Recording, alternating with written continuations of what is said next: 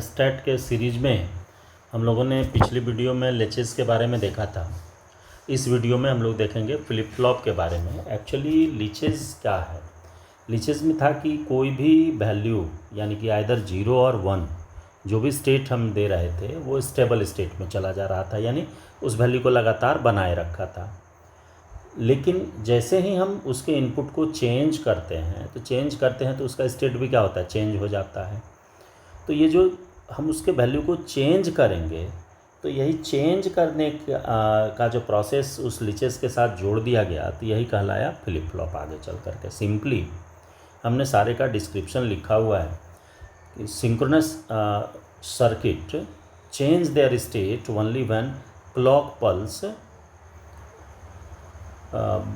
Are present. तो देखिए, जैसे नॉर्मली आप क्या करते हैं कि कोई भी क्लॉक पल्स आपका कब एक्टिव होता है, इस पर आप ध्यान दीजिए कि जैसे ही हम वैल्यू कुछ भी डालें और क्लॉक पल्स एक्टिव हुआ तो उस केस में आपका क्या होगा कि सर्किट ऑन माना जाएगा। लेकिन जैसे ही क्लॉक पल्स डिजेबल हो जाता था, मैंने आपको सर्किट लेकर के आपको बता दिया था कि कैसे वो रन करता है। तो क्लॉक पल्स के प्रेजेंट रहने पर ही आपका ये काम करता था। Normally the operation of the basic latch can be modified by providing an additional control input at determine when the state of the circuit is to be changed। उसके circuit के स्टेट को हम यदि चेंज करते हैं तो ये कैसे चेंज होगा, तो एडिशनली हम उसको मॉडिफाई करते थे। जैसा कि कल मैंने स्विचेस लगा करके भी आपको पिछले वीडियो में दिखाया था कि स्विच जैसे ही ऑन करते थे स्टेट चेंज हो जा रहा था। The latch with the additional control input is called flip flop. वही जो एडिशनल कंट्रोल इनपुट हम लोग कर रहे थे, स्विचेस लगा करके उसमें ऐड कर रहे थे, तो उसका स्टेट क्या हो जा रहा था, चेंज हो जा रहा था। तो इसी को क्या कहते हैं, फ्लिप फ्लॉप कहते हैं। द एडिशनल कंट्रोल इनपुट जो उसका होगा वो दो चीज़ हो सकता है। आइदर हम उसमें क्लॉक पल्स डाल सकते हैं या क्लॉक पल्स नहीं डाले तो हम डायरेक्टली इनपुट को भी यूज कर सकते हैं। यानी कि क्लॉक पल्स भी यूज कर सकते हैं और इनेबल इनपुट भी जो भी हम उसमें डालें। तो नॉर्मली यदि हम फ्लिप फ्लॉप के टाइप्स को देखें तो आपको ये 4 तरह का मिलेगा, यानी कि 4 बेसिक टाइप्स आपको मिलेगा। कौन? SR, JK, D और T फ्लिप फ्लॉप। तो SR के बारे में आप जैसा कि पिछले ही वीडियो के बारे में आप देखे होंगे कि लिचेस के बारे में, SR के बारे में मैं बताया था कि कैसे कैसे वो कनेक्ट होता है। तो आप यहाँ पर देखिए कि SR फ्लिप फ्लॉप में कैसे कनेक्शन होगा। तो नॉर्मली हम यदि डिफिनेशन उसका करें तो हम यही कह सकते हैं कि the SR flip flop consists of 2 additional and gates. एक तो जो लिचेस था ही SR, उसमें 2 एडिशनल एंड गेट आपको लगेगा at the S and R input of SR latches as. तो देखिए ये लीचेस था, ये वाला आपको पिछले वीडियो में ये मिल जाएगा। अब इसके साथ जो S और R इनपुट कर रहे थे तो हम लोग क्या यूज किए, स्विचेस यूज कर रहे थे। अब उस स्विच को यहाँ पर एंड गेट के साथ ऐड कर दिया कि S आपका यदि 1 होता है और यदि क्लॉक मेरा 0 है तो इनपुट क्या हो जाएगा, 0 हो, आउटपुट क्या हो जाएगा, 0 हो जाएगा, क्योंकि एंड गेट क्या कहता है, both inputs are high then output will be high. उसी तरीके से R यदि हम इनपुट कर रहे हैं और यदि क्लॉक 0 है तो उस केस में भी इस एंड गेट से क्या निकलेगा, 0 ही आउटपुट के रूप में आएगा। तो ये ब्लॉक डायग्राम है इसका। अब इसी को हम लेकर के चलेंगे कि सर्किट डायग्राम पर यदि लेकर के चलेंगे तो देखिए यहाँ नीचे मैंने दोनों तरीके से उसको बना करके रखा है। एक है कि हमने XOR को यूज किया, XNOR को यूज किया, XNOR नहीं,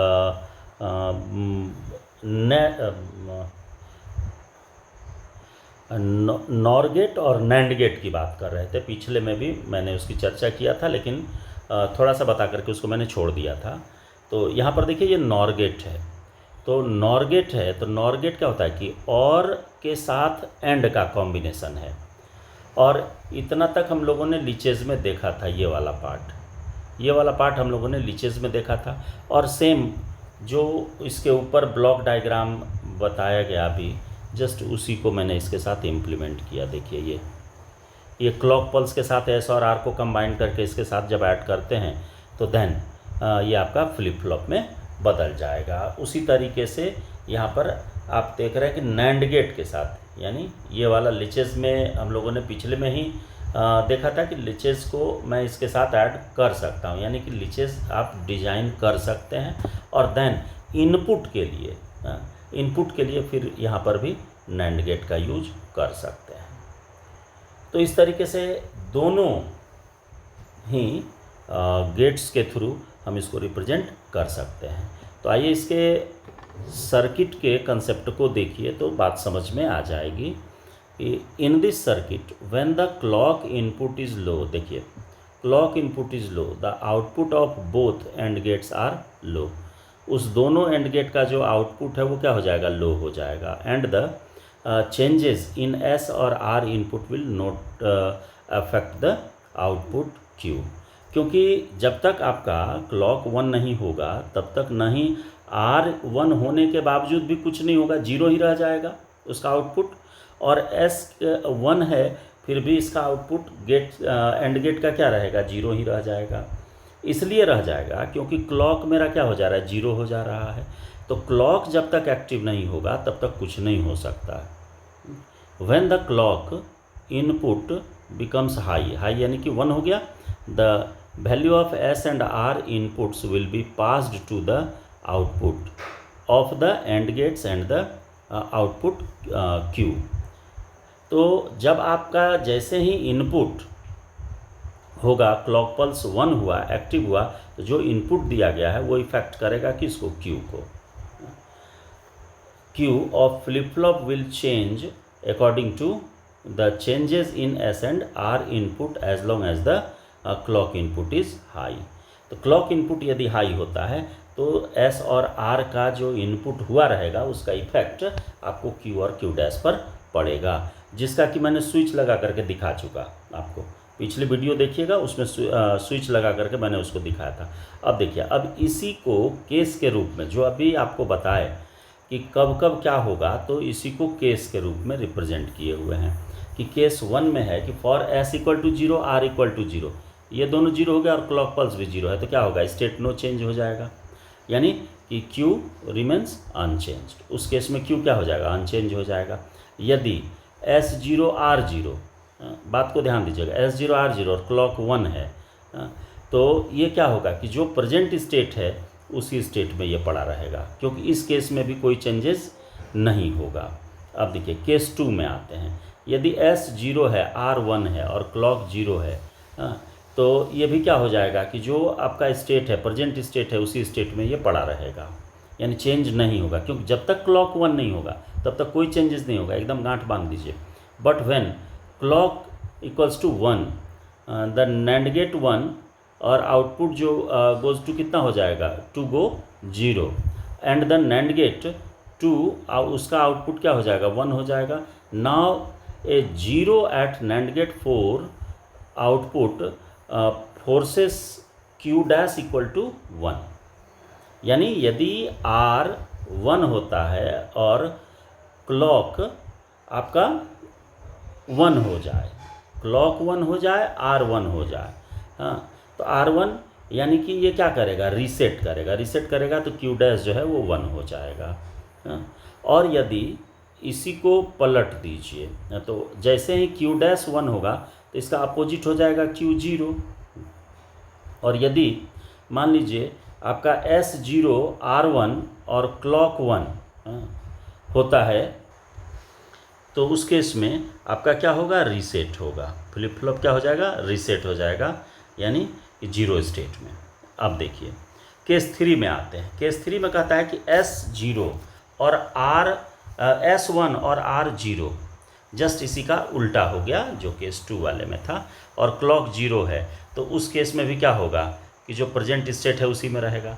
लेकिन S1 है, R0 है और उसके साथ साथ क्लॉक 1 हो जाए, तो इस केस में क्या हो जाएगा कि आपका जो स्टेट है ये सेट होगा। यानी एस 1 है और क्लॉक पल्स 1 है, तो एस किसके लिए है, सेट के लिए है, तो सेट 1 होगा। तो इस केस में आपका क्यू जो है, क्यू क्या हो जाएगा, 1 हो जाएगा, और क्यू डैश आपका हो जाएगा जस्ट उसका अपोजिट उल्टा, यानी कि 0 हो जाएगा। तो यहाँ पर आप देखेंगे यदि कि जब मेरा एस 1 है, आर 0 है और जो क्लॉक है वो 1 है, तो उस केस में कैसे आपका आउटपुट जनरेट करता है कि इसमें क्या होगा कि NAND गेट 1 जो है वो output to go to 0 and NAND gate 2 जो है या उसका आउटपुट क्या हो जाएगा, 1 हो जाएगा। Now a 0 at NAND gate 3 input forces वो क्या करेगा, क्यू को 1 कर देगा, इसलिए क्योंकि एंड गेट का जो भी वैल्यू जाएगा और उसके आगे क्या लगा है, नोट लगा है, तो नोट लगा है तो जस्ट उसका अपोजिट कर देगा, यानी 1 कर देगा। और आपका जो गेट 4 है, गेट 4 क्या करेगा, जो क्यू यदि 1 हो गया तो एकदम क्लियर है कि क्यू डैश जो है वो 0 होगा ही होगा। अब है केस 4। केस 4 में कहता है कि यदि आपका इनपुट दोनों का 1 है, यानी सेट और रीसेट भी 1 है, और उसके साथ साथ आपका जो क्लॉक है ये भी क्लॉक भी 1 है, तो कल वाले ही स्टेट में आप देखे होइएगा या पिछले वीडियो में आप देखे होइएगा कि इस केस को हम लोग फॉरबिडन कहते थे। तो या हम ये कह सकते हैं कि दोनों यदि 1 हो जाए और क्लॉक भी 1 हो जाए तो उस केस में देखें कि दोनों की लाइट जो थी वो बुझ गई थी। तो यहाँ पर इस केस को हम लोग क्या कहते हैं कि ऐसा केस यूज नहीं किया जाना चाहिए, यानी कि फॉरबिडन के अंदर आता है ये। इसका पूरा जो टेबल है वो मैंने नीचे यहाँ दे रखा है, इसको आप देख सकते हैं कि क्लॉक पल्स आपका यदि 1 और 0 कब कब हो रहा है, और इसके साथ इनपुट जो आपका एस और आर का है उसका क्या होगा, और इसका नेक्स्ट स्टेट क्या होगा, और जो प्रेजेंट स्टेट है वो आगे हमने दे रखा है कि क्यू एन का प्रेजेंट स्टेट क्या है और क्यू एन प्लस 1 यानी कि नेक्स्ट स्टेट क्या है, और एक्चुअल जो उसका एक्शन है वो यहाँ से आपको दिख जाएगा कि किस किस में रीसेट होगा और किस केस में सेट होगा, किस केस में नो चेंज होगा और कौन सा केस फॉरबिडन होगा। तो ये आप इसे देख सकते हैं आसानी से। तो इस वीडियो में SR फ्लिप फ्लॉप के बारे में हम लोगों ने चला लेकर के नेक्स्ट वीडियो में अगले फ्लिप फ्लॉप पर चलेंगे।